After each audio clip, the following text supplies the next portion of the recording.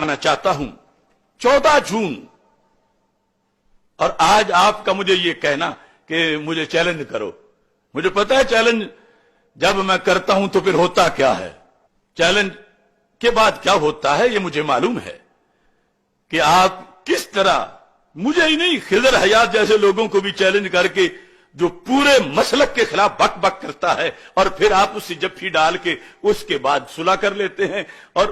جو مقاصد تھے کہ مناظرہ ہم نے ترک کر دیا ہے اور آگے ہم نے یہ کام کرنا ہے، وہ کام کہاں ہے؟ کیا کیا ہے آپ نے؟ وہاں ہینڈز اپ کر کے پورا مسلک اس انتظار میں ہے کہ تم مخالف مناظر کو چیلنج کر کے یا اس کا قبول کر کے، اس کے بعد خبر ہی نہیں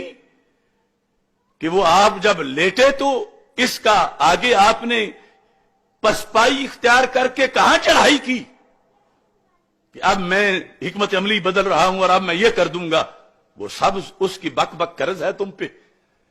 تو یہاں مخالفت میں بیٹھے ہو، دیکھ لینا وَتُعِزُّ مَن تَشَاءُ وَتُذِلُّ مَن تَشَاءُ، اور پھر آپ کا بھی تو کہہ دیتے ہو جی وہ فلاں مولوی صاحب تھے، ان کے ساتھ پہلے مناظرے کی باتیں ہو رہی ہیں، پھر جفی ڈال لی آپ نے تو اس کی بات کا جواب دینا تک نہیں گوارا کہ آپ کے اندر جرت نہیں کہ آپ اس کے ساتھ مناظرہ کر سکیں۔ من دون اللہ کے لفظ پر آپ کو کتنی بار وہ چیلنج کر چکا ہے، آپ کے اندر جرت نہیں ہے۔ آپ کی وجہ سے تو ہمیں شرمندگی کا سامنا کرنا پڑتا ہے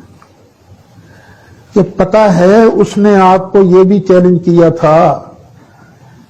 کہ تو اپنے اعلی حضرت پر میرے ساتھ مناظرہ کر، میں پتہ نہیں 100 اور کتنی وجوہ کے ساتھ تیرے اعلی حضرت کا کفر ثابت کروں گا، یہاں تک اس نے چیلنج کیا۔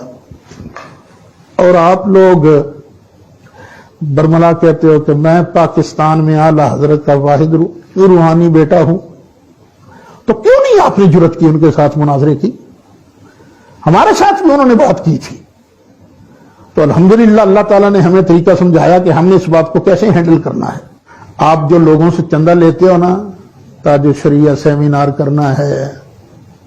مفتی اعظم ہند سیمینار کرنا ہے، فکر رضا کانفرنس کرنی ہے، خدا کے لیے وہ چندہ حلال کیجئے، اور وہ بیٹھا ہے آپ کو مناظرے کا چیلنج کر رہا ہے، آپ اس کے چیلنج کا جواب کیجئے اس کے ساتھ مناظرہ۔ یہ گزارشات ہیں میری، امید ہے آپ اس پر ٹھنڈے دل سے غور